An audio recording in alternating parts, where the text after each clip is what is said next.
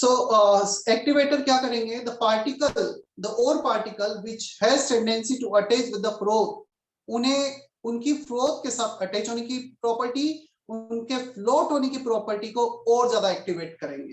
Clear? अब उसका कुछ एग्जांपल भी लिखा हुआ है नीचे, वो एग्जांपल भी मैं डिटेल में एक्सप्लेन करता हूं। ये एग्जांपल एनसीईआरटी 12th स्टैंडर्ड में दे रखा है, यूजफुल एग्जांपल है। पहले तीनों पॉइंट लिखो, फिर हम एग्जांपल पे आते हैं।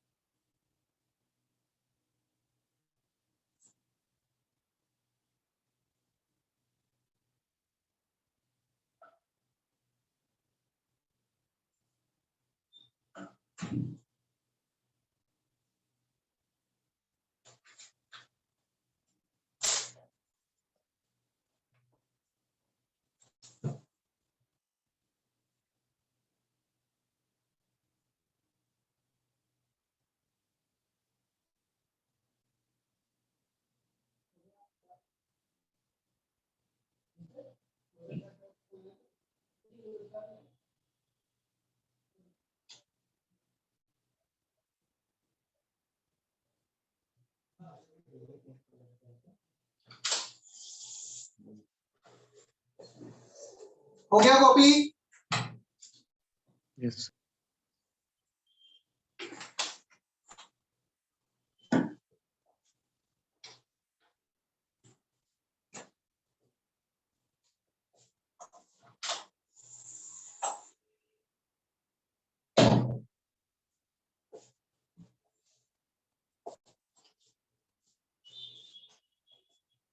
चलो एग्जांपल देखते हैं इससे रिलेटेड।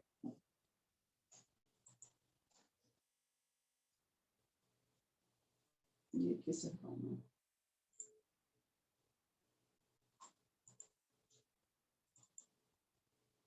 वो पीडीएफ में हाइड के ऊपर क्लिक कीजिए।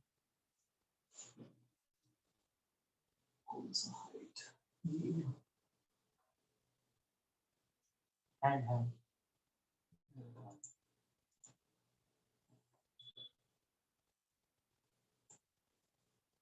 ओके, पहले सुनना फिर कॉपी करना ना। इम्प्योरिटी, यहां पर इम्प्योरिटी है पीबीएस गैलेना, जेडएनएस। यहाँ पर हम किसी भी एक को इम्प्योरिटी ले लें, किसी एक को और पार्टिकल कंसीडर कर लें। वैसे यहाँ पर दोनों ही सेपरेट किए जाते हैं। पीबीएस गैलेना को जेडएनएस जिंक सल्फाइड सेपरेट किया जाता है, और ये बोल सकते हैं जिंक सल्फाइड का भी हम यूटिलाइजेशन करते हैं जिंक बनाने में, और पीबीएस का भी यूज करते हैं पीबी में। So they both are impurity in each other. Clear? So any one of them is impurity, one of them is ore particle. अब देखना, दोनों ही सल्फाइड ओर है, if both are sulfide ore, तब तो दोनों जाके अटैच हो जाएंगे। पता चला इम्प्योरिटी भी अटैच हो गई फ्लोथ से और सल्फाइड ore भी अटैच हो गया फ्लोथ से। Now what we need to do, basically we need to activate one of the sulfide ore to stay attached with the froth particle। एक को हम ज्यादा एक्टिवेट कर देंगे। So ZnS less floating character होगा। अब क्या करेंगे, ZnS पे हम CuSO4 एज एन एक्टिवेटर हम इसमें ऐड कर देंगे। CuSO4 एक लेयर बनाएगा, कोटिंग बनाएगा CuS की। बोर्ड पे देखना, हमारे पास ZnS था, ZnS के पार्टिकल के आसपास CuSO4 ऐड करने पे CuS की एक लेयर बन जाएगी। ये CuS इसके फ्लोटिंग कैरेक्टर को जो फ्लोथ के साथ अटैच होने की टेंडेंसी को इंक्रीज कर देगा। So यहाँ पे CuSO4 which convert into CuS form a layer around the ZnS and this CuSO4 activate the floating characteristics of ZnS। Yeah? So यहाँ पे CuSO4 एक्टिवेटर यूज हो रहा है और ZnS के फ्लोटिंग कैरेक्टर को बढ़ा रहा है। कितना हमें समझ में आता है? यस यस PBS नीचे सेटल नहीं होगा। पहले हमने एक बार फ्लोथ ऐड किया। मैं एक बार थोड़ा सा स्क्रीन शेयरिंग ऑप्शन हटाता हूँ, समझना। हमारे साथ पास है अभी ZnS और PBS, हमें इसे सेपरेट करना है। हमने इसमें ऐड कर दिया CuSO4, पहले कौन अटैच होगा? पहले अटैच हो जाएगा ZnS का फ्लोटिंग कैरेक्टर इंक्रीज होगा। अब PBS सेकंड टाइम में अटैच होगा, मतलब हमने एक बार फ्लोथ क्रिएट किया, फ्लोथ में सबसे पहले अटैच होकर इसे सेपरेट कर दिया, सेकंड टाइम अब ये अटैच होगा। तो ये सेटल नहीं होगा, बट इसके अटैच होने की tendency with the froth will be less than ZnS। First ZnS will be separated, then further repeat the process, then PBS will be separated। Yes। अब इसमें एक और केस हम ये कर सकते थे, इसे हमने एक्टिवेट किया। Now we can also have depressant। हमारे पास NaCN एक ऐसा डिप्रेसेंट है जो ZnS से रिएक्ट करके Na2ZnCN4 बनाता है, जिसका फ्लोटिंग कैरेक्टर काफी कम हो जाता है। So NaCN used as a depressant, ये इसके फ्लोटिंग कैरेक्टर को डिप्रेस कर देगा। ये एक्टिवेटर जैसा यूज हो रहा है, ये डिप्रेसेंट जैसा यूज हो रहा है। सो एक बार इसके फ्लोटिंग कैरेक्टरिस्टिक को बढ़ा दिया, दूसरी बार कम कर दिया, ये ऐड करके कम कर दिया, तो ये पहले अटैच होगा, उसके बाद ये अटैच होगा। क्या इतना समझ में आता है? एक्टिवेटर और डिप्रेसेंट दोनों में क्या यूज है, क्या मतलब है उनका? Yes sir. Yes sir. Siddhi, Pranav, Aniruddh? Yes sir. Sir ठीक है। Now you can like write this example. यहाँ पे कलेक्टर एक वर्ड और ये to form froth and collect ore particle with the froth. Sodium methyl xanthate is an example of collector. Sir yes sir, वो जो आपने वो बताया कि वो एक्टिवेटर एक्टिवेट करता है, तो फिर वो मतलब हर एक कंपाउंड के लिए अलग होते हैं, जैसे PBS और ZnS। डेफिनेटली अलग अलग सब्सटेंस के लिए अलग अलग एक्टिवेटर होगा। Activator is not universal activator. इस पर्टिकुलर रिएक्शन में, इस पर्टिकुलर कॉम्बिनेशन में CuSO4 act as an activator, right? वो सिर्फ डिप्रेसेंट भी अलग अलग केसेस के लिए अलग अलग होगा। सर हमें कैसे क्या पता चले कि वो एक्टिवेटर का है या फिर डिप्रेसेंट? तो एग्जांपल है, याद रखने, जैसे दोनों एग्जांपल एनसीईआरटी में दे रखे हैं। तो एग्जांपल जो भी मैं लिखा रहा हूं, maximum examples specially inorganic chemistry में they are from NCERT, plus कुछ हो सकता है एक्स्ट्रा मुझे लगे, जहां पे लगेगा ये एग्जामिनेशन पॉइंट ऑफ व्यू से यूजफुल है, वो लिखाऊंगा। बट हमें कैसे पता चलेगा? इनऑर्गेनिक केमिस्ट्री में जो भी एग्जांपल्स हैं, मतलब examples that you need to learn.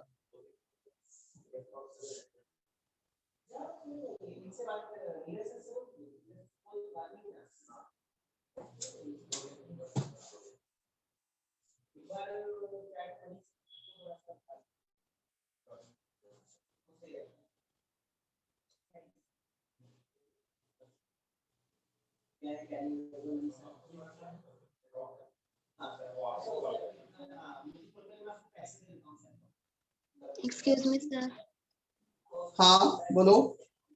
Sir वो आपने कलेक्टर के पीछे कुछ लिखा है, दे अटैच्ड, इतना क्लियर नहीं पता। थोड़ा सा लाउड बोलना, मुझे नहीं पता चला। मैं बताता हूँ। Less floating character, activator, collector में मैंने लिखा है to form froth and collect ore particle with the froth, bracket में एग्जांपल लिखा है सोडियम इथाइल जेंथेट और उसका नीचे स्ट्रक्चर बनाया है, that you don't need to draw. तुम्हें सिर्फ इतना लिखना है कलेक्टर में, to form froth and collect ore particle with the froth sodium ethyl xanthate. Sir तो उसके नीचे आपने कुछ लिखा है दे अटैच, वो डिप्रेसेंट का है क्या? तो सोडियम इथाइल जेंथेट की प्रॉपर्टी लिखी है, they attach with ore and make them water repellent. ये जो Okay, है ना sir. सोडियम इथाइल जेंथेट, ये ओर के साथ अटैच हो जाते हैं और उन्हें वाटर रिपेलेंट बना देते हैं। वाटर रिपेलेंट होंगे तो अपने आप फ्लोथ के साथ ज्यादा अटैच होंगे। क्लियर? Yes, sir. सर आप एक बार साइड हट सकते हो क्या, वो डायग्राम ड्रॉ। फिर से बोलो, क्या बोल रहे हो? सर वो डायग्राम ड्रॉ करना है तो आप एक बार साइड आ सकते हो।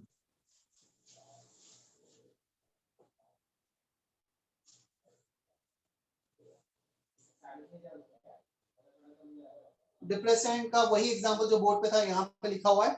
मैं काम करता हूँ, उसकी पीपीटी भी है मेरे पास, तो क्या है तुम्हें मेरी इतनी अच्छी हैंडराइटिंग नहीं झेलनी पड़ेगी। मैं वो शेयर करता हूँ, मैंने गलत ये ओपन किया है पीडीएफ। आपने आपकी जेईई और बनाया है।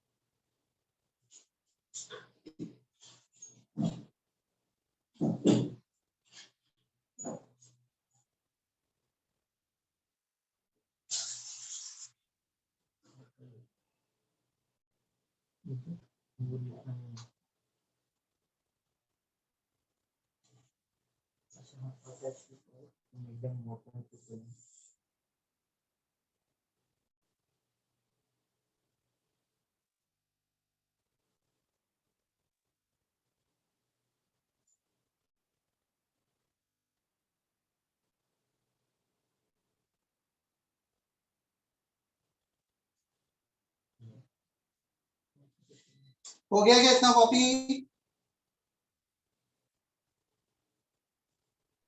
सर आपने वो क्या लिखा है, present in? Present in galena, NaCN decreases activity मतलब floating activity of ZNS which is present in galena PBS। ये तुम्हें PBS को सेपरेट करना है तो इसे डिप्रेस कर देंगे इसके फ्लोटिंग कैरेक्टरिस्टिक को। सर आपने वो फ्रोथ लिखा है विद फ्रोथ, तो वो कौन से लाइन के लिए लिखा है, मतलब आपने? क्या फिर से बोलो? सर आपने वो विद फ्रोथ लिखा है तो वो नीचे वाले लाइन के ऊपर लिखा है या ऊपर वाले लाइन के नीचे? वो विद फ्रोथ लिखा है कलेक्टर के लिए। कलेक्टर वाला सेंटेंस यहाँ पे स्टार्ट हो रहा है, to form froth and collect ore particle with the froth, then bracket sodium ethyl जेनफेट।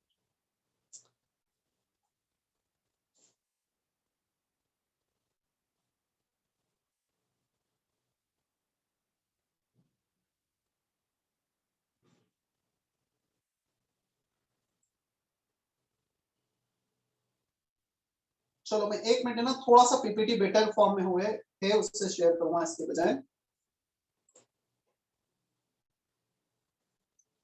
Just give me a minute.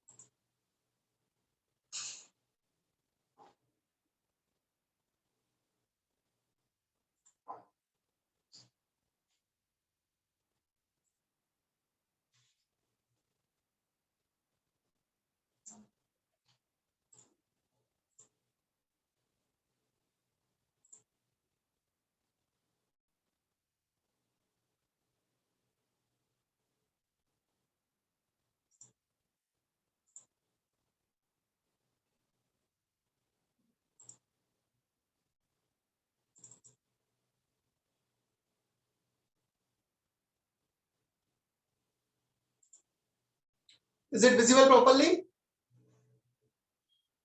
Yes, sir. ये हमारा हुआ था एक्टिवेटर और डिप्रेसेंट। ये डायग्राम मुझे एक्सप्लेन करना है ना, वो सोडियम मिथाइल सिंथेट का डायग्राम है, if you want to draw.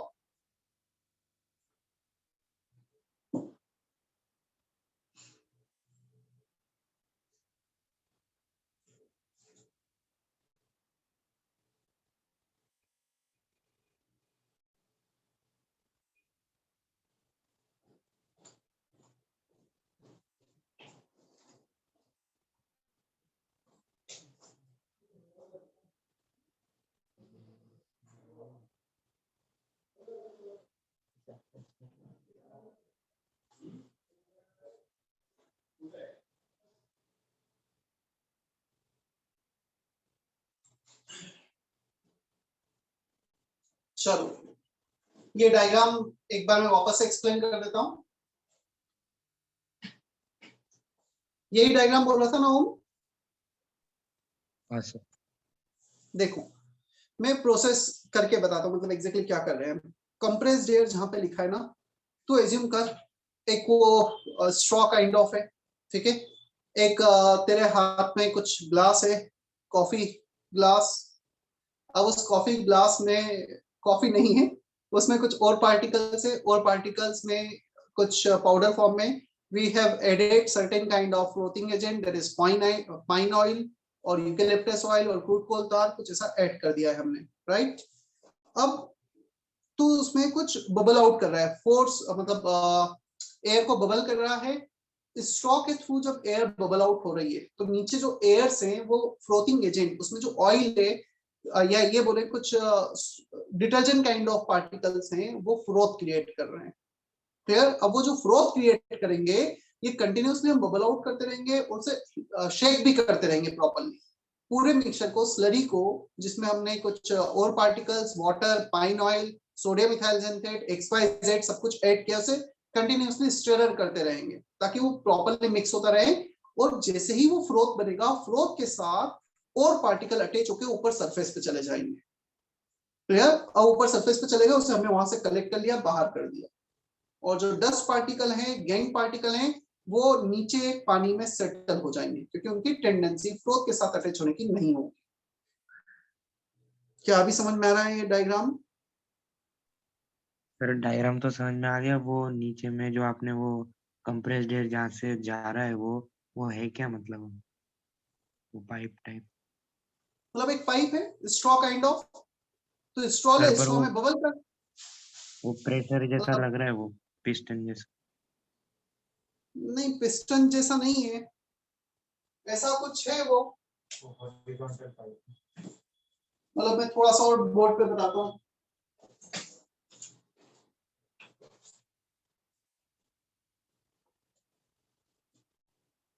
देखना, समझना, ये एक पाइप है, सिलेंडर है पूरा का पूरा, ठीक है। ये पूरा एक सिलेंड्रिकल शेप का है। मैं यहाँ पे उसमें एयर को फोर्सफुली भेजा हूँ, कंप्रेस्ड एयर को, और इसमें सिलेंडर में मैंने कुछ होल्स कर दिए। होल्स कर दिए तो क्या होगा, मैंने जो यहाँ से एयर को कंप्रेस किया है फोर्सफुली, वो इस होल से बाहर निकल जाएंगी। बाहर निकलेंगे तो इतने होल्स क्यों किए हैं? क्योंकि जितने ज्यादा वो पूरा पूरे ब्रॉड उसमें निकलेंगे, उतने ज्यादा बबल्स पूरे उसमें क्रिएट करेंगे। आया समझ में? हाँ सर। चलो, any doubt till here, anyone?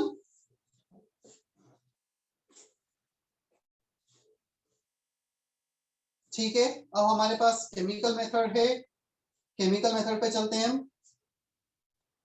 सुनना है पहले, फिर कॉपी कर लेना। Some of the ores are concentrated by means of chemical treatment, chemical reactions that we need to perform. Concentration of ore पे अभी हम non attached impurity को सेपरेट कर रहे हैं, mainly dust particles वगैरह जो है उन्हें सेपरेट कर रहे हैं। लीचिंग, केमिकल सेपरेशन में एक ही है, we call it leaching process. It involves the treatment of the ore with suitable reagent as to make it a suitable while impurity remains insoluble.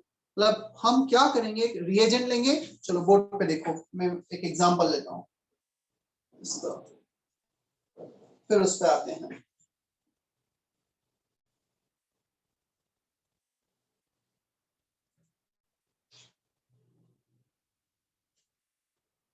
एक एग्जांपल मैं बताता हूं इसका। जनरली गोल्ड, सिल्वर, उन्हें इस प्रोसेस के थ्रू सेपरेट किया जाता है। सिल्वर को हम क्या करते हैं, एक्वस सॉल्यूशन में NaCN एक्वस सॉल्यूशन, NaCN हो गया, KCN हो गया, इस एक्वस सॉल्यूशन में डिसॉल्व करते हैं। क्लियर? ये एलिमेंटल ओर है। एलिमेंटल ओर मतलब non associated, non attached form में कुछ और पार्टिकल, इसमें 10 पार्टिकल इंप्योरिटीज हैं। ये कन्वर्ट हो जाता है AgCN whole twice NaAgCN whole twice, इस फॉर्म में कन्वर्ट हो जाएगा। ये एक सोल्युबल कॉम्प्लेक्स बना लेगा, और जो इंप्योरिटी है that remains in insoluble form. So 10 particle है इस ओर में, हमने मेटल को डिसॉल्व किया, सेपरेट कर लिया, से बेसिकली फिल्टर करके जो 10 पार्टिकल है अनडिसॉल्व फॉर्म में फिल्ट्रेट के फॉर्म में बाहर चले जाएंगे, या जो रेसिड्यू के फॉर्म में बाहर चले जाएंगी, और फिल्ट्रेट में ये बच जाएगा हमारे पास। तो सिंपल सा है, कुछ ऐसा केमिकल रिएजेंट एक्वस सॉल्यूशन है किसी दूसरे सॉल्यूशन में ऐड किया, जिससे हमारा और या फिर इंप्योरिटी रिएक्ट कर जाए। जनरली और पार्टिकल रिएक्ट करेंगे। Is that okay? Yes sir. ऐसा एल्यूमिनियम के लिए यूज होता है, सिल्वर के लिए यूज होता है, गोल्ड के लिए यूज होता है, लीचिंग प्रोसेस। चलो देखते हैं हम। सर अगर अटैच फॉर्म में हुआ तो अभी देखो, ये स्टेप 1 है, जहां पे हम क्या कर रहे हैं, कंसंट्रेशन ऑफ ओर है। Concentration of ore by physical और chemical method. In this method we are removing non attached impurity. Attached impurity को हम सेकंड और थर्ड स्टेप में रिमूव करेंगे, राइट? सबसे पहला टास्क मेरे पास ये है कि if we have ore particle, उसमें डस्ट है, कुछ ऐसे पार्टिकल है जो से नॉन अटैच्ड है, पहले उसे तो बाहर करें, फिर अटैच्ड को बाहर करेंगे हम, राइट? नहीं सर, मैं वो नहीं पूछ रहा हूँ, मैं पूछ रहा हूँ कि अगर Ag किसी कंपाउंड के फॉर्म में पहले से एग्जिस्ट कर रहा है तो वैसे कैसे अलग करेंगे? उसका भी मैं एक एग्जांपल ले लेता हूँ बस। जो एल्यूमिनियम का एग्जांपल है वो अटैच्ड फॉर्म में ही है, वो भी मैं ले लेता हूँ। देखो, some of the ores are concentrated by means of chemical treatment, leaching, इतना लिखो पहले। मैं इसमें शायद जो एग्जांपल है वो एल्यूमिनियम का ही है, जो अटैच्ड फॉर्म में।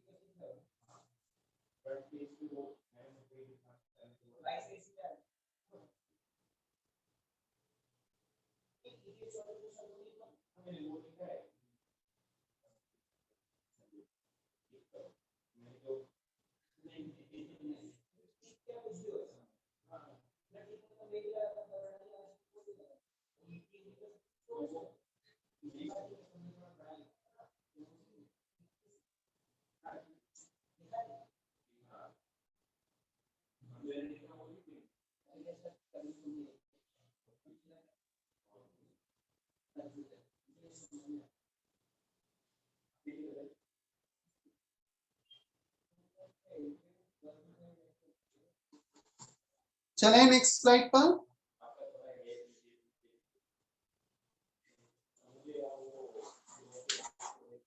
चलो, पूरा कॉपी नहीं करना है ना, क्योंकि ये बाद में भी आएगा, मैं जितना बोलूँ उतना ही कॉपी करना है। Bayer's process example, bauxite ore containing impurity Fe2O3 TiO2 SiO2 when it dissolved in aqueous NaOH at some pressure in 150 degree Celsius, bauxite dissolved and other will not dissolve। जैसे अब एल्यूमिनियम Al2O3 के form में, ये Al2O3 के form में NaOH aqueous solution में dissolve हो जाएगा, NaAlO2 बनाएगा। क्लियर? और जो NaAlO2 बनाया उसे फर्दर फिर हाइड्रोलाइज करेंगे, AlOH बनेगा। You can observe here Al2O3 से स्टार्ट किया था, फाइनली हम Al2O3 पे ही जा रहे हैं। तो हमें देखने में ऐसा लगेगा why we are performing this changes। हम ये चेंजेस इसलिए परफॉर्म कर रहे हैं कि जो इंप्योरिटी है इट रिमेन्स इन अनडिसॉल्व्ड फॉर्म। देख पा रहे हो बेयर्स प्रोसेस, Al2O3 से स्टार्ट किया और फाइनली Al2O3 पे चले गए, बट पहले इंप्योरिटी थी, अब इंप्योरिटी नहीं है, क्योंकि इंप्योरिटी अनडिसॉल्व्ड फॉर्म में सेपरेट होगी स्टेप 1 में। क्या इतना क्लियर है? Yes, You sir. don't need to write first example. cyanide process, which is also called McArthur cyanide forest cyanide process. It is used for silver and gold, जो मैंने board पे लिखा था, उसका भी रिएक्शन देखते हैं। नहीं, वो एग्जांपल रिएक्शन नहीं लिखा, रिएक्शन मैंने बोर्ड पे लिखा था, उसको यहाँ पे नहीं लिखा हुआ है रिएक्शन। उसको भी इसी प्रोसेस से सेपरेट किया जाता है। साइनाइड CN- आयन का यूज किया जाता है और सेपरेट किया जाता है। क्लियर? चलो एक काम करो, एग्जांपल नहीं लिखना है। एग्जांपल में, हाँ बोलो। सर ये रिएक्शंस याद करने, ये रिएक्शन अभी बाद में लिखनी है, अभी नहीं लिखनी है। ये जब हम एल्यूमिनियम का एक्सट्रैक्शन देखेंगे ना तब लिखनी है। तो अभी के लिए तो ये वाला एग्जांपल लिख लो, सिंपल वाला।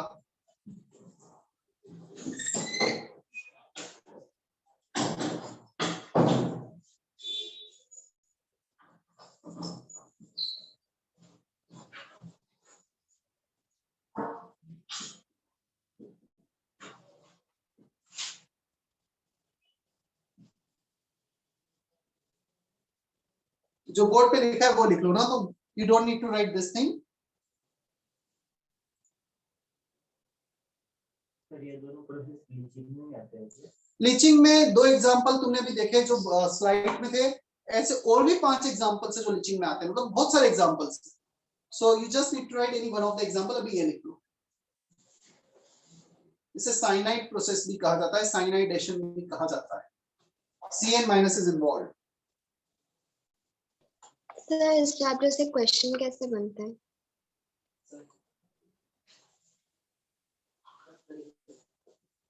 क्या बोल रहे हो, वापस बोलो। सर इस चैप्टर से क्वेश्चंस कैसे बनते हैं? क्वेश्चंस कैसे बनते हैं? जेई नीट का पूछ रहे हो या कौन से एग्जाम्स का पूछ रहे हो? हाँ जेई नीट का ही पूछ। चलो मैं एक काम करता हूँ, अभी रिसेंट टाइम के कुछ क्वेश्चन है वो बताता हूँ तुम्हें।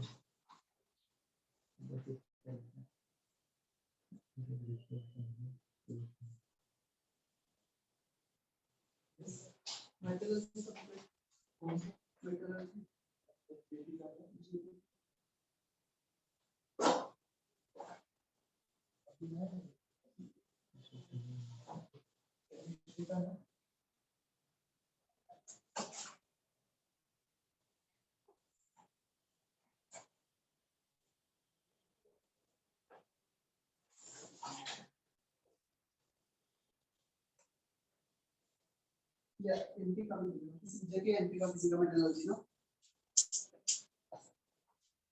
बुकलेट आ रहा है। मैं तुम्हें एग्जैक्टली क्वेश्चन बताता हूँ रिसेंट ईयर्स में जो क्वेश्चंस आए, बाकी मैं एक रफ आइडिया देता हूँ क्वेश्चंस कैसे बनते हैं। यदि मैं बात करूंगा 12th का टॉपिक है मेटलर्जी, और 12th का जो मेटलर्जी है अभी हम फर्स्ट लेक्चर पे ही हैं उसके। इसके पहले हमने 10th का बेसिक किया था। 12th में जहां से स्टार्ट होता है उसका सिर्फ फर्स्ट लेक्चर पे ही है। हमने कंसंट्रेशन ही देखा है। After concentration of ore we need to see calcination, roasting, reduction process, purification process, then individual metallurgy. और बहुत ऐसा नहीं सुनने में बड़ा लग रहा है, बट मैक्सिमम जितना बचा है 4 लेक्चर्स का है बस। और टोटल 4 to 5 लेक्चर्स का टॉपिक है 12th में भी है। as such हमने बट 2 से 3 लेक्चर पहले 10th का किया, एनटीएससी लेवल का बेसिक फाउंडेशन हमने इसका स्ट्रॉन्ग किया। हमने बोर्ड लेवल का किया, टर्म 1 में भी जो आ रहा है, उसके बाद हमने कंटिन्यू किया 12th लेवल पर।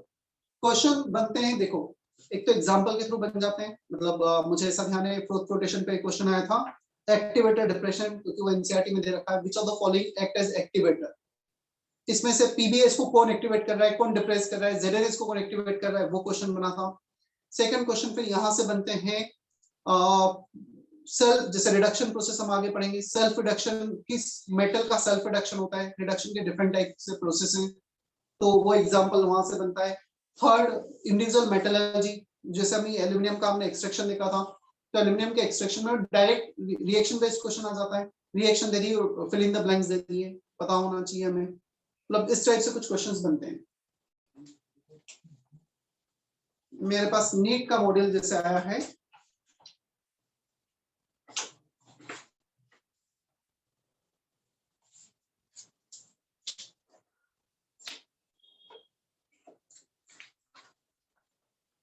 मैं रिसेंट ईयर में 2020 में 2 क्वेश्चंस थे नीट में, वो तो मैं बताता हूँ। Match the elements in column 1 with the methods of purification in column 2, जो अभी होना बाकी है, मेथड्स फॉर प्यूरिफिकेशन। कॉलम 1 में बोरोन, टीन, जिर्कोनियम, निकल ये दे रखे हैं, और कॉलम 2 में प्रोसेस, रिफाइनिंग प्रोसेस के नेम दे रखे हैं, van Arkel process, Mond's process, liquidation, zone refining, कौन सा किससे प्यूरिफाई होता है। फिर एक क्वेश्चन था, identify the correct statement, blister copper has blistered appearance due to evolution of CO2, मतलब जो कॉपर के मेटल, जैसा मैंने बताया अभी तो फर्स्ट लेक्चर पर ही, तो काफी कुछ अभी इसमें होना बाकी है। एक और क्वेश्चन बताता हूँ, which one is the malachite from the following, तुम देखोगे यहाँ पर, मतलब बहुत सारे क्वेश्चन तो ऐसे भी आए हैं डायरेक्ट और के नाम है। If you can see this question, which of the following is the malachite ore, ये क्वेश्चन था नीट 2019 में, सेकंड वन। तो यस सर। मतलब थियोरेटिकल क्वेश्चन ही फ्रेम होते हैं, पूरा थियोरेटिकल चैप्टर है। Sir Which one of the following is mineral of iron? और 4 ऑप्शन है, मेलेचाइट, कैसेटराइट, पायरोलुसाइट, मैग्नेटाइट, मतलब वो जो ओर्स लिखा है तुम्हें लास्ट लेक्चर में। मैग्नेटाइट।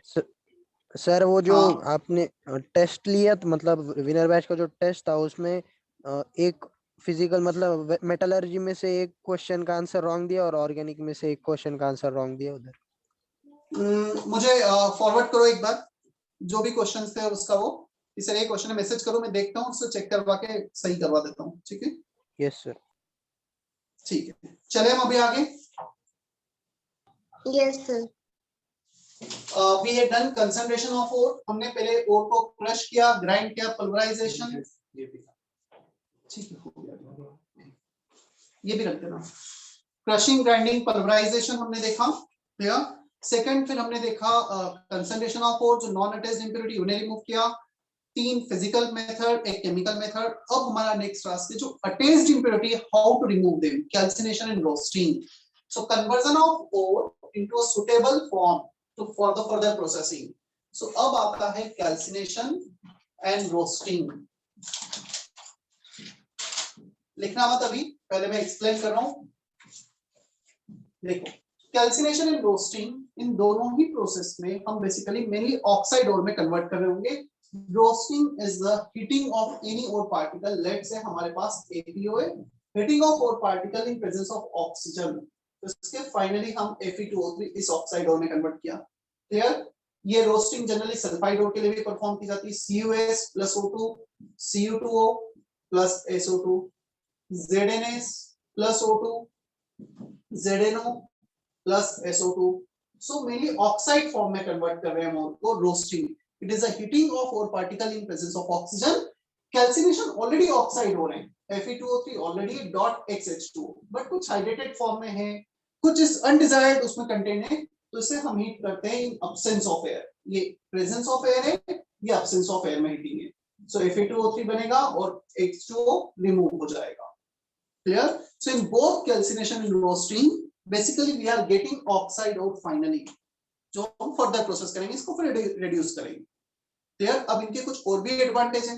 रोस्टिंग और कैल्सिनेशन से क्या होगा, जो हम उसको एयर या एयर के प्रेजेंस या एब्सेंस में हीट करेंगे, जो और पार्टिकल है they convert into porous form. मैं थोड़ा सा एक और पार्टिकल लेता हूं, ये और पार्टिकल था, जब मैंने इसे हीट किया तो इसमें कुछ पोर्स हो जाएंगे, कुछ होल्स हो जाएंगे जगह, फील कर पा रहे हो कुछ होल्स, मतलब मैं कैसे बताऊं, कहीं कभी तुम सी के आसपास या रिवर के आसपास गए होंगे, वहां पे बहुत टाइम से कोई स्टोन है, चट्टाने हैं, तो उसमें तुमने देखा होगा कि पानी से बार-बार कोलाइड होता है, तो उसमें कुछ होल्स क्रिएट हो जाते हैं, कुछ उसके लेयर, उसका जो सरफेस होती है काफी कुछ उसमें मतलब फ्रिक्शन सा क्रिएट हो जाता है। फील कर पा रहे हो क्या बोलना चाह रहा हूँ? तो उस टाइप से पोरस क्रिएट हो जाता है, और पोरस और हमारे लिए इजीली वर्केबल होता है। क्यों इजीली वर्केबल होता है? क्योंकि होल्स के कारण वो फर्दर प्रोसेसिंग में, फर्दर रिएक्शन में इन्वॉल्वमेंट फास्ट हो जाता है, उसका सरफेस एरिया बढ़ जाता है। सरफेस एरिया कैसे बढ़ेगा देखना, ये एक और पार्टिकल है, मैं इसमें होल कर दूंगा, इसे दो पार्ट में कन्वर्ट कर दिया। इसका जो सरफेस एरिया पहले था वो तो है, ये एक्स्ट्रा सरफेस एरिया ये वाला पार्ट। तो जितना ज्यादा सरफेस एरिया होगा उतना फर्दर वो रिएक्शन में ज्यादा कांटेक्ट में आएगा और ज्यादा रिएक्शन होगा। क्लियर? सो उसके हम प्रोसेस देखते हैं, उसके एडवांटेज देखते हैं, क्या क्या एडवांटेज होंगे कैल्सिनेशन रोस्टिंग के।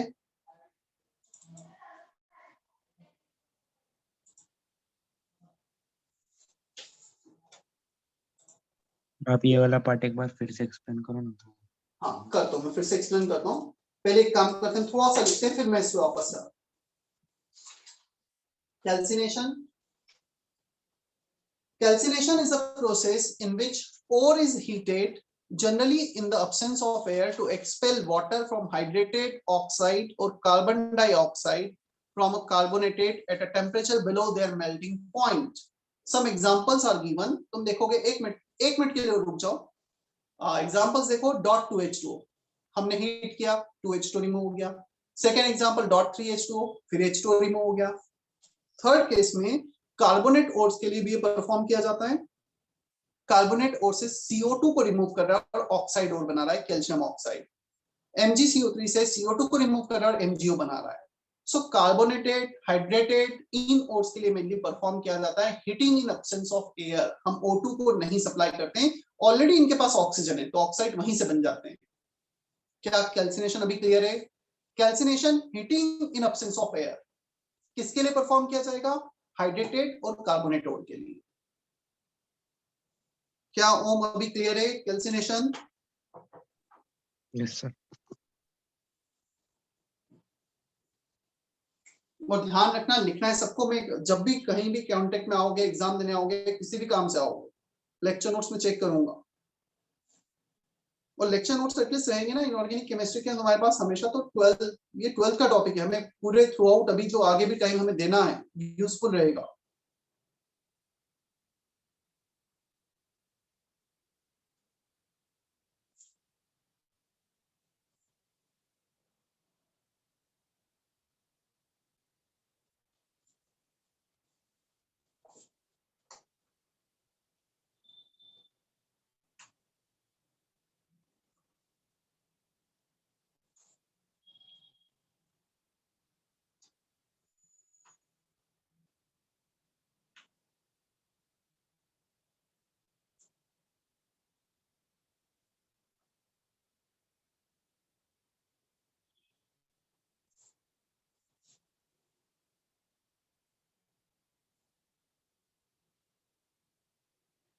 उज्जवल जयवर्धन हुआ ना, तो जयवर्धन तुमने कुछ मैसेज किया है मुझे?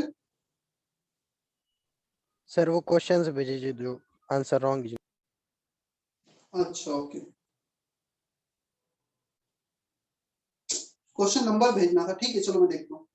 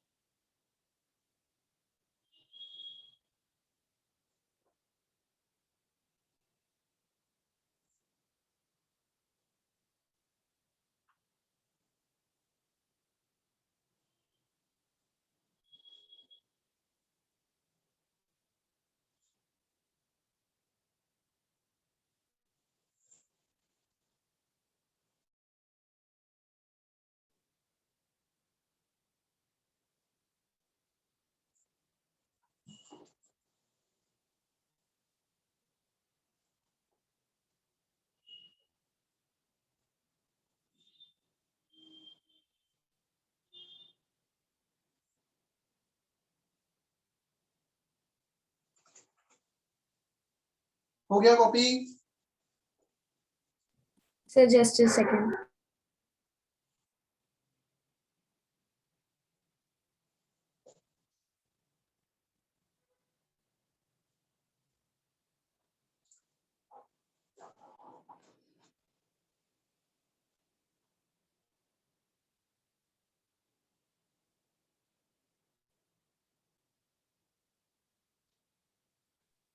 सर हम ऑक्साइड में क्यों कन्वर्ट करते हैं, मतलब रोस्टिंग में? बाकी दूसरे ऑक्साइड में इसलिए कन्वर्ट करते हैं, इसके बाद हम या तो हम ये बोले we can have different options, क्या हम ऑक्साइड में कन्वर्ट कर सकते हैं, कार्बोनेट में, सल्फाइड में, बट ऑक्साइड एक ऐसा फॉर्म है जिसे फर्दर वर्किंग काफी इजी हो जाती है, उसे हम रिड्यूस करके मेटल ऑब्टेन करना इजी होता है, फर्स्ट थिंग। सेकंड, यदि ऑक्साइड कुछ बच भी जाता है ना तो वो हमारे लिए फाइनल मेटल्स में इम्प्योरिटी जो रहेगी ऑक्साइड की वो उतना प्रॉब्लम क्रिएट नहीं करती। बट यदि बाई चांस सल्फाइड बच गया, कार्बन बच गया, उसके कार्बन के कुछ कंपाउंड बच गए तो वो उसको बिटर बना देती है, उसकी प्रॉपर्टी, मेटल की प्रॉपर्टी को डिस्ट्रॉय कर देती है, इसलिए हम उसको ऑक्साइड में कन्वर्ट करते हैं। Yes.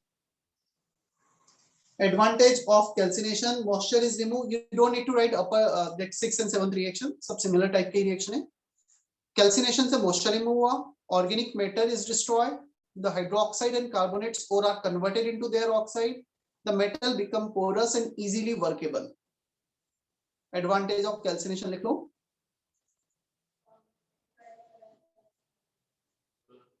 Moisture is removed, organic matter is destroyed, the hydroxide and carbonates ore are converted into their oxide, metal becomes porous and easily workable.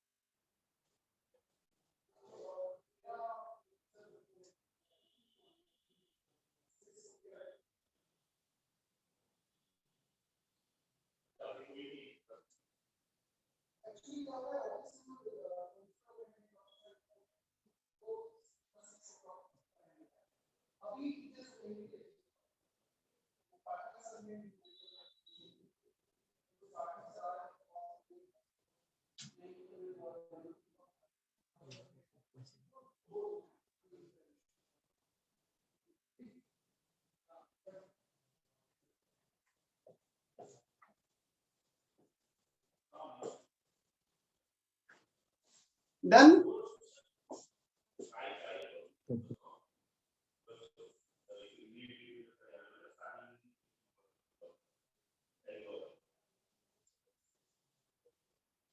Roasting.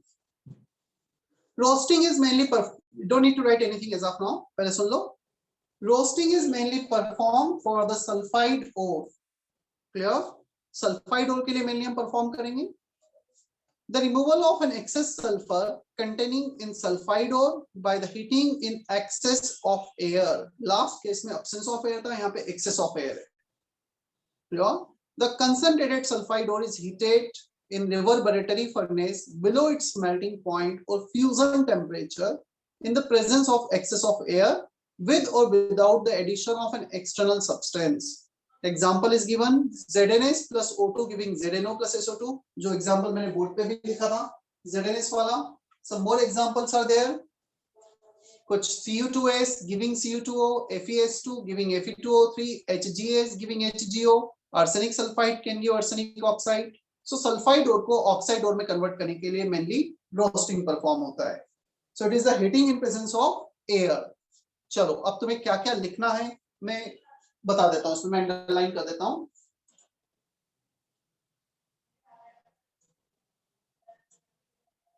Heading लिखना है रोस्टिंग, उसके बाद मैं जितना अंडरलाइन कर रहा हूँ.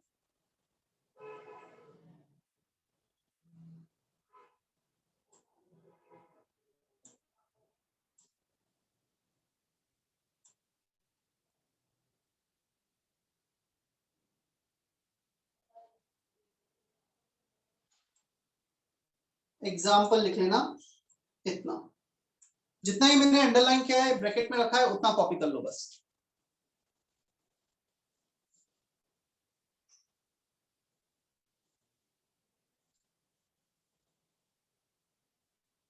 और सेकंड पैराग्राफ में एक्सेस ऑफ एयर जो इसे हाईलाइट कर लेना बस। जो सेकंड लास्ट लाइन है, एक्सेस ऑफ एयर विद और विदाउट, उसके पहले एक्सेस ऑफ एयर को हाईलाइट करना जब भी लिखो।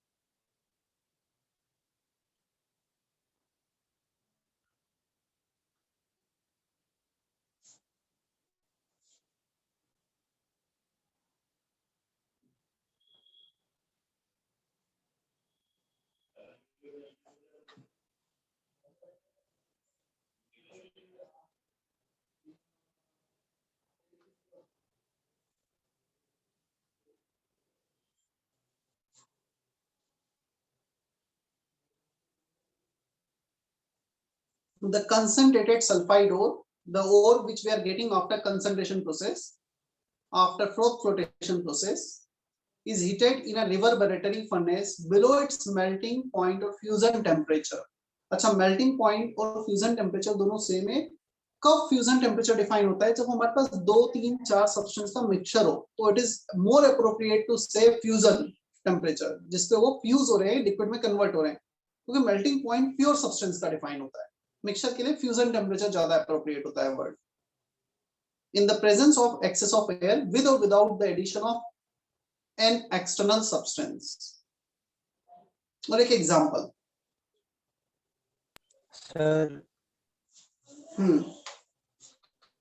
सर जो पिछली स्लाइड थी एडवांटेजेस ऑफ कैल्सिनेशन में, उसमें एक पॉइंट था कि the hydroxide and carbonate ores are converted into their oxides, तो फिर इसमें हाइड्रेटेड ऑक्साइड्स रहना चाहिए ना था ना? मैं नहीं समझा, मैं उस स्लाइड पे वापस आता हूँ, फिर तू बोलना।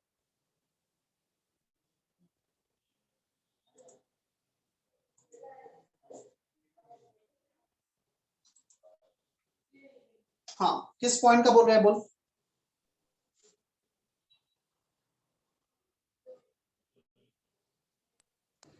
जयवर्धन किस पॉइंट का बोल रहा था? थर्ड पॉइंट है, उसमें हाइड्रोक्साइड की जगह। अभी मैं एडवांटेज ऑफ रोस्टिंग बताऊंगा। Moisture is remove, first advantage. Organic matter is destroy, second advantage. Third, the hydroxide carbonates की जगह मैं वर्ड यूज करूंगा, the sulphide ores are converted into their oxides. Sulphide ores are converted into oxide. Metal becomes porous. First, second, fourth तो common है, सिर्फ third में hydroxide और carbonates की जगह आ जाएगा sulphide. Is that okay? Yes sir. चलो चले हम आगे।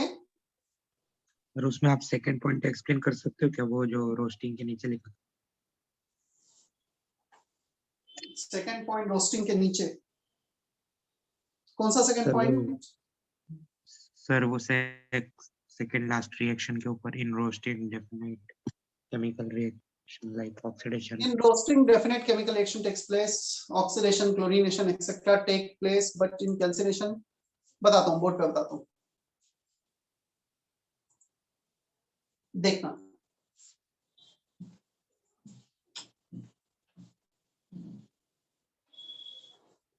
कैल्सिनेशन में हमारे पास था Fe2O3.XH2। अब कैल्सिनेशन में मैं कर क्या रहा हूँ? I am not giving any amount of air or any external substance, मैं just उस ओर को हीट कर रहा हूँ। हीट कर रहा हूँ तो मेनली होगा क्या? या तो पानी रिमूव होगा first case, clear, H2O vaporise हो जाएगा। सेकंड पॉसिबिलिटी क्या होगा, यहां पर लेट से ये CO3 है, तो ये ब्रेक हो जाएगा एट मैक्स, डिसोसिएशन रिएक्शन होगा, क्लियर। बट यहां पर देखा जाए है तो ये भी केमिकल रिएक्शन, इसको हम ऐसा नहीं बोल सकते कि केमिकल रिएक्शन नहीं है, but there are not, the two substance are not reacting to give something, यहाँ पे ऐसा नहीं हो रहा है, तो डिसोसिएशन हो रहा है, एक बड़ा मॉलिक्यूल छोटे में ब्रेक हो रहा है। But in case of roasting, let's say if I am having this substance H2S3 plus O2 giving H2O3 plus SO2, ये एक प्रॉपर केमिकल रिएक्शन है, दो सब्सटेंस केमिकली अपने पुराने बॉन्ड को ब्रेक कर रहे हैं और नए बॉन्ड को फॉर्म कर रहे हैं। सो मैं ये बोलेंगे तो केमिकल रिएक्शंस का इन्वॉल्वमेंट रोस्टिंग में कहीं ज्यादा होगा इन कंपैरिजन टू कैल्सिनेशन। क्या आप भी क्लियर है ये? Yes. Is that okay? Siddhi, Pratmesh, Siddesh, Lisa, Manoli? Yes, sir. Yes sir. Sir तो उन्होंने क्लोरीनेशन क्यों यूज किया वर्ड? क्लोरीनेशन कभी-कभी कुछ केसेस में जो लिखा था ना, with in presence of any, presence और absence of any external agent, तो एक्सटर्नल एजेंट कभी-कभी हम क्लोरीन भी ऐड कर देते हैं, तो क्लोरीन ऐड कर देंगे तो ये होगा O2 के साथ क्लोरीन होगा, कुछ Cl2 क्लोराइड मतलब कुछ क्लोराइड्स बन सकते हैं, वो उसके जो एग्जांपल्स है मेनली अल्कली मेटल्स के लिए यूज होते हैं, जो सच अभी हमारे काम के नहीं है पूछा, ठीक है। रोस्टिंग में O2 के साथ we can also add something else, but in calcination nothing is added, we just need to heat them, clear? Yes sir. चले हम आगे। Yes, sir. Advantage of roasting भी है यहाँ की, हालांकि यहाँ पे, but we don't need to write this thing. चलो अब मेनली चालू होता है रिडक्शन। अब आते हैं हम फोर्थ स्टेप। पहला हमने देखा क्रशिंग, ग्राइंडिंग, सेकंड देखा हमने कंसंट्रेशन, थर्ड हमने देखा रोस्टिंग एंड कैल्सिनेशन। अब हमारे सामने है fourth one, that is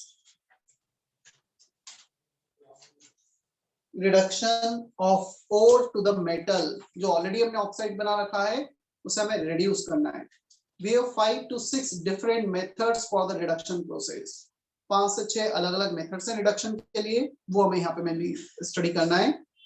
First one, reduction by carbon, which is also called smelting. This is a common method for reduction. इसे ब्लास्ट फर्नेस में परफॉर्म किया जाता है। क्लियर? सो ब्लास्ट फर्नेस में कौन सा मेटल है जो तुम्हें वेल नोन है? ब्लास्ट फर्नेस में जिसका रिडक्शन होता है, सेपरेट होता है, मेटलर्जिकल प्रोसेस परफॉर्म होती है। Aluminium. Blast furnace, anyone? Iron. कुछ ऐसा शेप देखा होगा तुमने, याद है कुछ ऐसा शेप? पढ़ा है नहीं पढ़ा है? 10th में ही होता है। ब्लास्ट फर्नेस आयरन के लिए मेनली यूज होता है। वैसे तो और भी मेटल्स के लिए यूज होता है, बट मेनली आयरन के लिए हमारे सिलेबस में है। सो ब्लास्ट फर्नेस में smelting, carbon by reduction by carbon process perform होगा। क्लियर? चलो मैं पहले कुछ एग्जांपल लेता हूं, उसके बाद हम इस स्लाइड पे वापस आते हैं। क्या हमने मोल कॉन्सेप्ट में रिडक्शन डिफाइन किया था? क्या था रिडक्शन? कुछ 5-6 डेफिनेशन थी रिडक्शन की। ऑक्सीजन निकल जाना, hydrogen add, removal of oxygen, removal of any electronegative element, decrease in oxidation number. These are the various definition for the reduction. So if we take, let's say, one of the oxide form Fe2O3, if you react Fe2O3 with the carbon, it can react with carbon to give Fe plus CO. Clear? That CO, carbon monoxide, can further react with Fe2O3 to give Fe plus carbon dioxide. So here the reduction, the oxide form that we obtained in the last step. Third one, calcination or roasting. Now we have to convert this oxide into metallic form. हमें oxygen को remove करना है। Reduction by carbon. Carbon is a good reducing agent. Carbon पहले CO में convert होता है, then CO further O2 को, oxygen को एब्जॉर्ब करके CO2 बनाता है। सिंपल है उतना। किसी भी बेसिकली हमारे पास ऑक्साइड और होगा, we can react, the reaction can takes place between oxide और एंड कार्बन, कार्बन पहले CO देन फर्दर CO में। अच्छा, अब क्वेश्चन आता है, क्या जितने भी मेटल ऑक्साइड हैं सभी को कार्बन रिडक्शन से रिड्यूस किया जा सकता है? Definitely not. There are some oxides, if we talk about let's say CaO carbon से रिएक्ट करके Ca बनाएगा, CO बनेगा, बट ये जो कार्बन है ना, ये further for S block elements and aluminum, they are highly reactive metals, they can react with carbon to form carbide, वो CaCO2 बना लेते हैं, कैल्शियम कार्बाइड बना लेगा। So पता चला हमें यहाँ पे मेटल चाहिए, metal can further react with this carbon, so the more reactive metals cannot be reduced using carbon reduction using smelting process. Is that okay? Yes.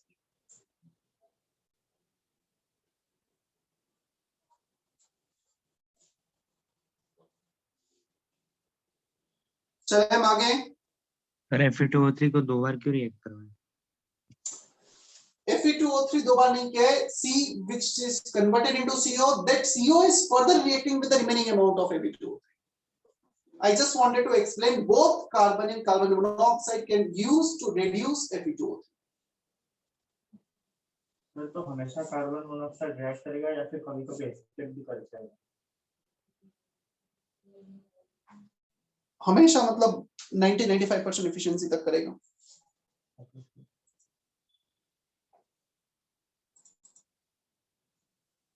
Okay.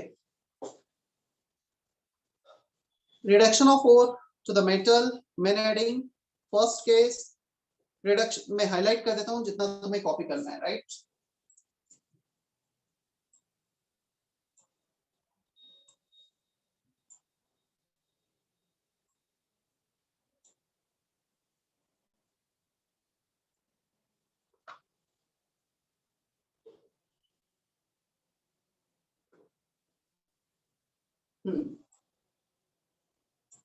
इतना कॉपी करना है जितना हाईलाइट किया, means you just need to you don't need to write that thing.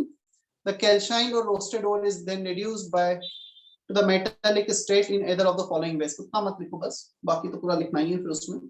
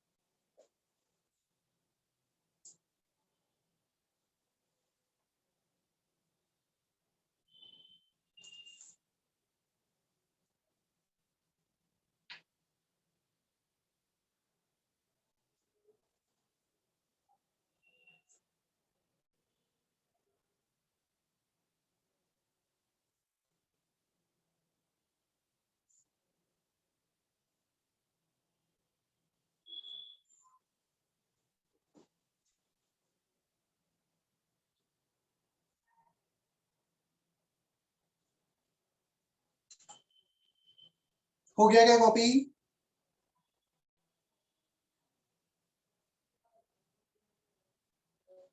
Yes, sir.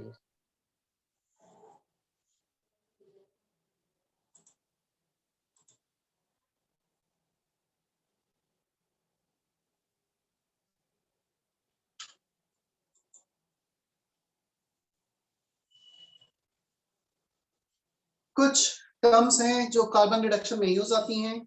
slag, you don't need to write as of now, just सुन लो पहले. slag, fusible material during reduction process. gang plus impurity, कुछ मिलकर, मतलब gang जो impurity particle है plus flux मिलकर slag बनाते हैं. flux, substance used for removing gang particle, acidic flux, basic flux. चलो एक काम करो, पहले एक बार ये लिखो, फिर मैं बोर्ड पे एक्सप्लेन करता हूँ सब कुछ. पूरा लिख लो. ये सेम उसमें ही चल रहा है ना, रिडक्शन बाय कार्बन में ही.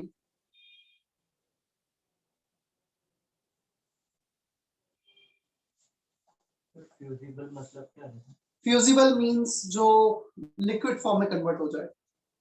मेल्ट वर्ड हम यूज करते हैं जब प्योर सब्सटेंस होता है. फ्यूज वर्ड यूज करते हैं जब मिक्सचर होता है. तो हीट करके जो लिक्विड में कन्वर्ट हो. यस.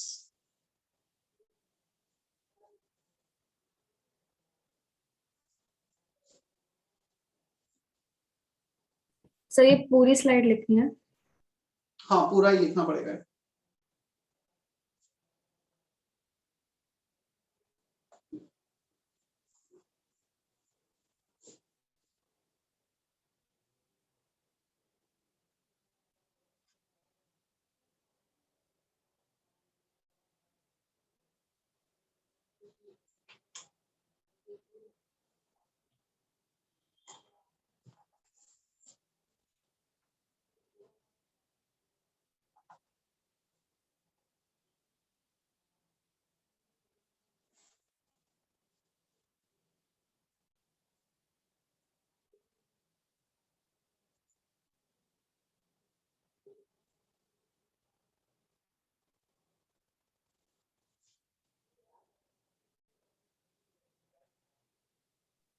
सर वो इनऑर्गेनिक के जो भी एग्जांपल रहते हैं वो एग्जाम में एनसीईआरटी के बाहर नहीं जाते ना, कुछ एक्स्ट्रा भी लर्न करना है. हाँ, आते हैं कुछ एक्स्ट्रा एग्जांपल, बाहर के भी आते हैं. बाहर के मतलब ये मान के चलो बहुत ज्यादा नहीं, फिर भी 20% बाहर का कभी कभी आ सकता है. 5 में से एक क्वेश्चन कुछ बाहर का आ जाए.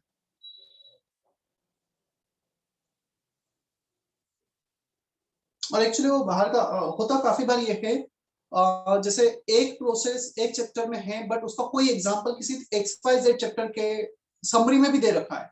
हमें काफी बार पता नहीं लगता, हमें लगता है इस चैप्टर में तो कहीं नहीं दिया, फिर क्यों पूछ लिया. तो इसलिए वो पूछ लेते हैं इधर के. और कुछ चीजें नो डाउट एनसीईआरटी में कहीं भी नहीं रखी होगी तब भी आ जाती है.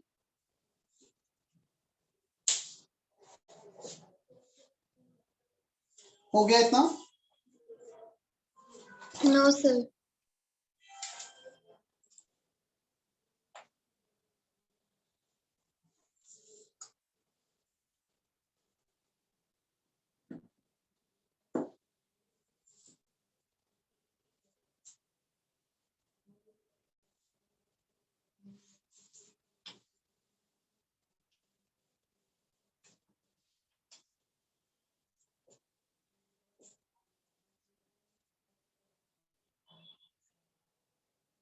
Done.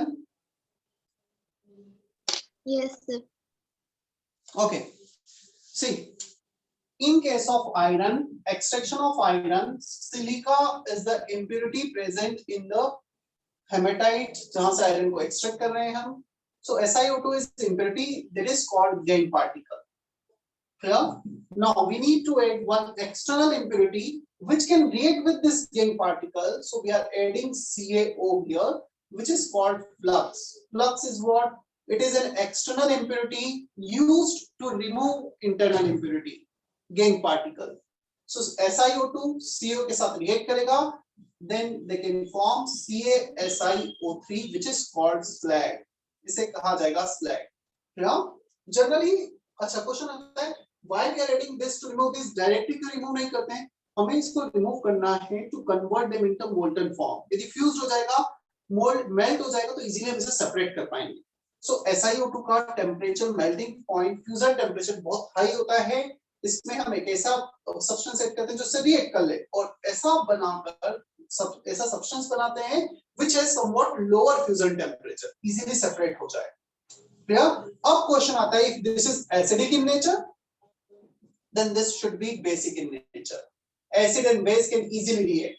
So if gangue particle is acidic, or let's say it is acidic, then flux must be basic in nature. If gangue particle is basic, then flux must be acidic in nature, so that acid and base can react easily to give the slag. Is that okay?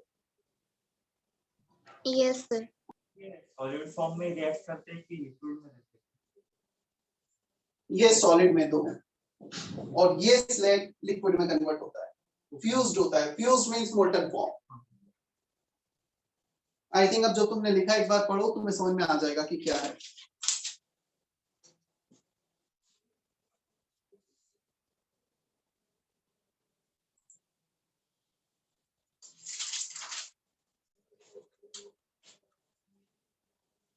ये सुई को थोड़ा सा detail में दे रखा है, तो मैं लिखने की जरूरत नहीं है वैसे. Concentrated ore plus gangue particle, reducing agent carbon add किया, फ्लक्स ऐड किया, और हमें फाइनली मिला metal plus slag plus gases release हो गई.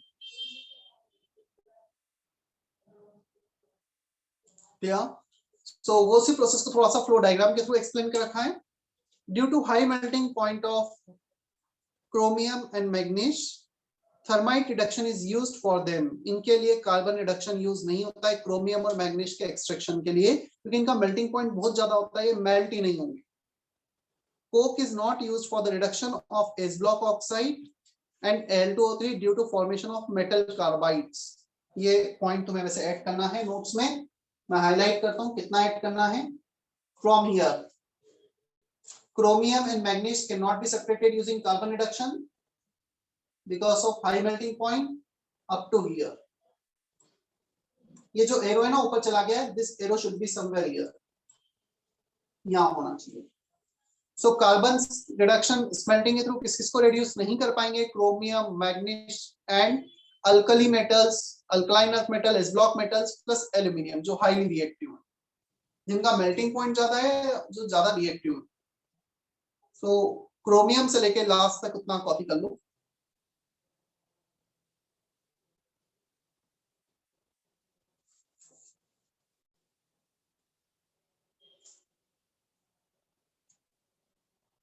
यहाँ पे एंड आना चाहिए ना, S block oxide and Al2O3.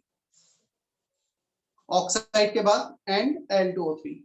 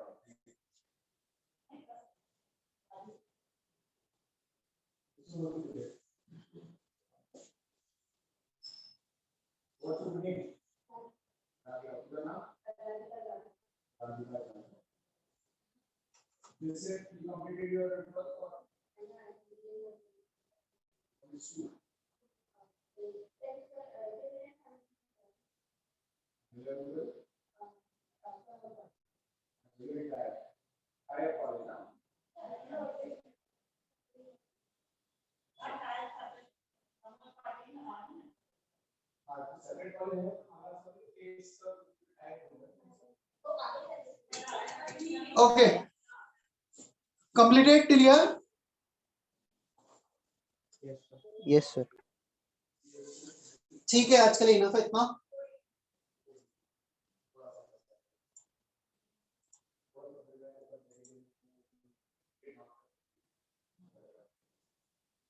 बाकी फिर ये सारे रिडक्शन प्रोसेस नेक्स्ट क्लास में देखते हैं. उसके बाद आएगा प्यूरिफिकेशन, रिफाइनिंग. आफ्टर रिफाइनिंग फिर हमें इंडिविजुअल मेटलर्जी देखनी होगी. कॉपर के बाद एल्यूमिनियम एंड ऑल.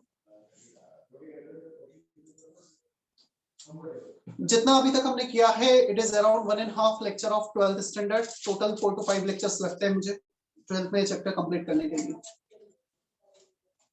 सर ये चैप्टर यहाँ पे होने के बाद वापस नहीं होगा? जो भी हो रहा है ना अभी एक्चुअली 10th में जितना भी तुम्हारे विनर बैच में हो रहा है, हमें पता है कि थोड़ा सा अप डाउन हुआ है because of your exams and exams, पता नहीं कितने एग्जाम्स हैं। तो जब हम 11 में वो फर्दर स्टार्ट करेंगे तो टाइमली चीजें, मतलब ऐसा नहीं कि एक साथ सब रिवाइज करेंगे, बट हाँ सारी चीजें एक बार की रिवाइज होंगी, बट वो रिवाइज होंगी, मतलब उसमें डिफरेंस रिवाइज होना और वापस से पढ़ाना है। तो एट द एंड हमारा और तुम्हारा एम यही है कि हमारा रिजल्ट ओवरऑल अच्छा है, मतलब हमें कहीं भी ये नहीं कि सिलेबस खत्म ही करना है या वो करना है, रिजल्ट अच्छा है बस एट द एंड। अब उसके लिए तुमसे थोड़ा सा सपोर्ट डेफिनेटली एक्सपेक्टेड है हमेशा, कि तुम थोड़ा सा क्लासेस अटेंड करो, कुछ अपनी प्रॉब्लम है तो शेयर करो, ऑफलाइन तुम्हारे लिए रखी सबसे पहले तुम्हारी स्टार्ट की 11 के भी पहले, और आप 2-3 बच्चों से ज्यादा आते नहीं। चलो ठीक है, सेशन एंड कर रहा हूं मैं आज का।